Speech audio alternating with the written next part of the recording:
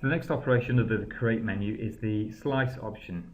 Now we covered some of the slicing as part of options of the previous body operation tools, for example extrude and selecting the slice option. But this is a tool for slicing in its own right, and it has its own options as far as slicing.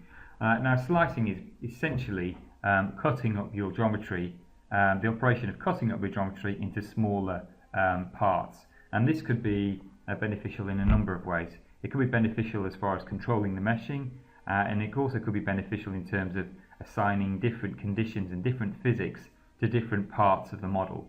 Rather than having one large model, we can break it down into a smaller number of bodies. Okay, so the different options for slicing include by plane, where we can select a specific plane and allow that plane to be used as the cutting tool to cut the body up. We can slice off faces, where the selected faces are then sliced off and separate bodies are created using the faces. The same can be used with slicing, but for edges, so we slice off the edges and then create the separate bodies. And we can also slice by surface. We can select a particular surface and use that as the cutting tool to cut into the body and divide it up. And we can also select an edge loop to be used as a slicing tool as well. And we can see the example here at the bottom where we've got this selected face for slice off of faces. We select the body which is going to cut into, and then we can see here the body which has been cut off and the remaining original body without that particular chamfer which has been cut off by slice off faces. It's useful to note that that in the latest version in 14.5 you can now perform some slice operations after a share topology command has been issued. Sharing of topology allows two bodies which are coincident with each other, but that don't share any lower topology, to then share the lower topology. For example, if we have two cubes which are sat next to each other, the two cubes may not see each other, so we have two faces which are coincident with each other.